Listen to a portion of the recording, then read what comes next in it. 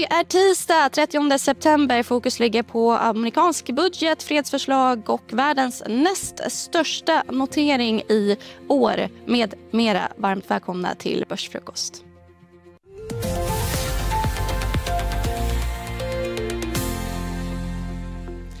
Med mig har jag Gabriel Mellqvist idag. Israel har alltså sagt ja till ett fredsförslag från USA, eller hur? Men inga större reaktioner på marknaden. Ursula von der Leyen har också gett tummen upp till det. Hamas har inte tagit ställning. Kom ihåg att ett av förslagen eller en av punkterna, en av 20 punkter, innebär att Hamas inte ska få kontrollera Gaza. Kan väl nämna att Israels valuta stärktes. Oljan har fallit. Det här behöver inte bero på fredsvapnen i Gaza och Israel. Det kan mycket väl bero på att OPEC förväntas pumpa mer istället. Förra gången krigsutbrottet i Israel fick ingen större eller långvarigare börsreaktion. Nej, men oljan som du nämner, den faller till 66,70 för ett fat Brent, och det ryktas då om ytterligare produktionsökningar från OPEC plus som meddelas om i så fall vid nästa möte 5 oktober. Men lite försvagning i dollarn, också guldet, det stiger på kan man väl säga efter en guldnotering i Hongkong, världens näst största notering i år, eller hur Gabriel? Zijin Gold knoppades av från statligt ägda Zijin Mining, noterat i Hongkong rusade 60% under natten till idag. Skulle noterats här tidigare för några dagar sedan, men stoppades på grund av dåligt väder. Lite ovanligt i börssammanhang. Riktig kalasrusning. Symptomatiskt med både guldintresse och IPOs, alltså börsnoteringar. Väldigt stora volymer i Hongkong och här i Stockholm också när det gäller nya noteringar. Annars fokus på förhandlingarna i den amerikanska kongressen och huruvida man kommer överens om en budget. Där får vi väl reda på vid midnatt. Ja, vi fick ju negativa toner ifrån vicepresident J.D. Vance igår kväll. Man har pratat om att demokraterna inte kommit vidare. Det här har hänt många gånger förut i USA. Den längsta nedstängningen var under Trumps förra presidentval. Samma sak där. Det brukar skapa mycket rubriker men få börs- och marknadsavtryck. Det kan dock påverka konsumentsentimentet lite grann. Det kan också påverka makroskörden, exempelvis fredagens jobbsiffra. Annars då, vi har fått några nyheter här under morgonen från Sverige också som vi kan nämna innan börsen öppnar. Tvångsinlösen i Resurs, första teckningsdag i Verisure och Pandoras vd går i pension bland annat. Det är intressanta nyheter för Resurs. Det var länge sedan, det var mer än ett år sedan budet kom på Resurs. Nu är det äntligen klart efter 7 sorger och 11 bedrövelser. Verisure, den börsnoteringen verkar gå som tåget. Boken är täckt flera gånger om. Det här är första teckningsdagen så det har gått väldigt, väldigt snabbt. Pandora, danska smyckesbolaget. Där avgår Alexander Lasik. Han går i pension i samband med nästa årsstämma.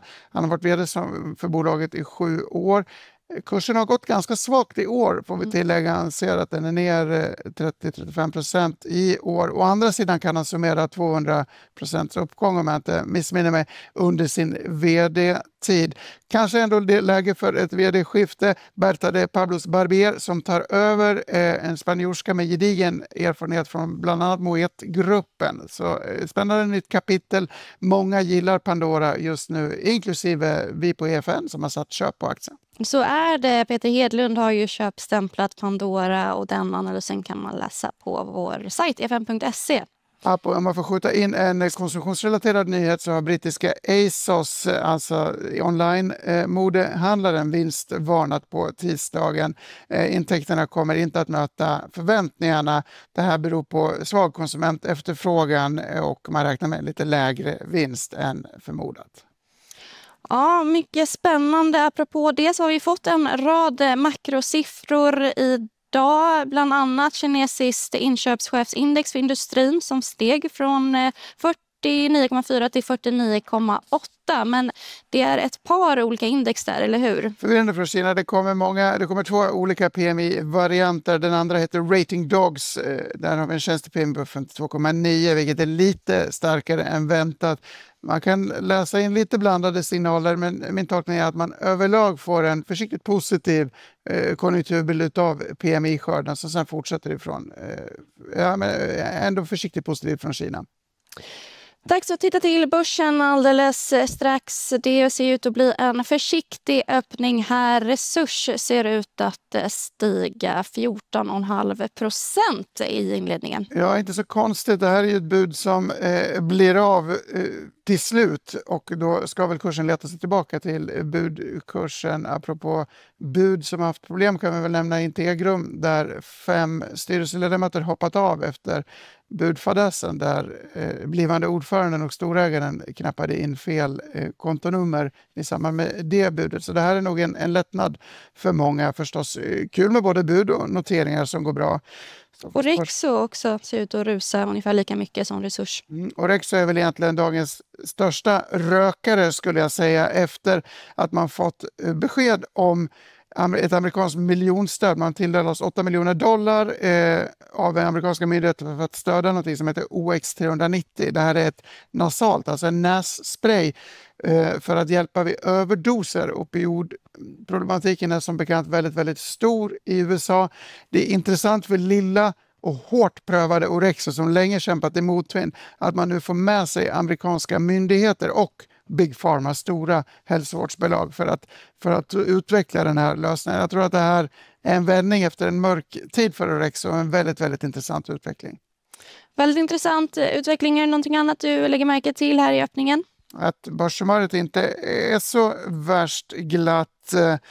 Vi kan väl nämna Saab som stiger 0,7%. Det är ingen anmärkningsvärd rörelse för den aktien, men jag noterade i statistik från Avanza och Nordnet att många småsparare köpt Klarna-aktier. Man tycker om att köpa nynoterat och att Saab låg på säljlistan. Olyckligt om småspararna lockas med för mycket i en hås och lämnar ett tåg som verkar fortsatt ha en del bränsle kvar, nämligen försvarståget. Vi kan väl också nämna att vi ska få rapport från en dansk läkemedelsjätte som haft det tufft i likhet med Novo Nordisk. Det gäller Ambu som rapporterar idag och faller ungefär 1%. Men vad kan man säga om det? Vad är värt att hålla koll på i den rapporten då, apropå det som varit? Även Novo är ner 1% idag, så jag tror att dansk hälsovård överlag påverkas mer än kanske bara. Notera att Pandora är ner 3,6% apropå danska plågor. Hälsovårdssektorn tror jag drivs väldigt mycket av makrotoner från USA just nu, men förtjänar förstås ett bättre öde. Så jag hoppas att oron över tullar och amerikanska besvär snart går över. Just det, och apropå det så inväntar vi ju lite signaler därifrån i eftermiddag. Det gäller bland annat JOLTS-siffror och siffror på hushållens sentiment. Båda är väldigt viktiga. JOLTS är ju en visserligen bakåtblickande arbetsmarknadsstatistik, men väldigt intressant och kan ju ge pusselbitar inför fredagens huvudjobbssiffra som vi kanske får vänta på om amerikanska myndigheter stänger ner. Då kan vi bli utan den statistiken. Det skulle kunna göra att den här typen av delkomponenter rörande humöret på den amerikanska arbetsmarknaden blir extra intressanta. Kanske får vi pussla och klara oss utan huvudnumret och då växer JOLTS i betydelse, även om det annars är en data mest för de allra nördigaste.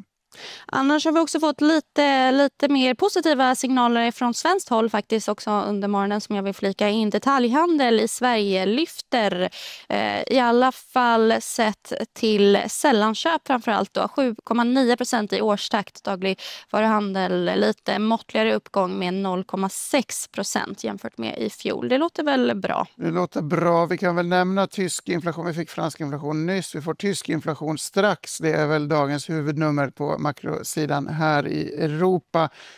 Om vi nämner olika europeiska länder kan jag nämna att spansk börs går från klarhet till klarhet. Spansk ekonomi också har blivit fått positiva signaler från 2 av de stora kreditratinghusen. Så fortsatt europeisk glädje, eller försiktig glädje i alla fall. Dags att runda av. Gabriel, någonting annat som vi ska lyfta idag eller dags att puffa för börslunch kanske? Ja, det kan vi göra.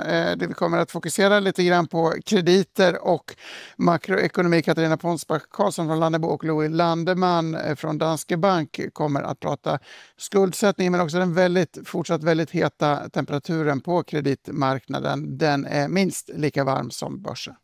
Mycket spännande. Det är 11:45. Annars så följer du nyhetsflödet precis som vanligt på efn.se. Tack för oss. Tack.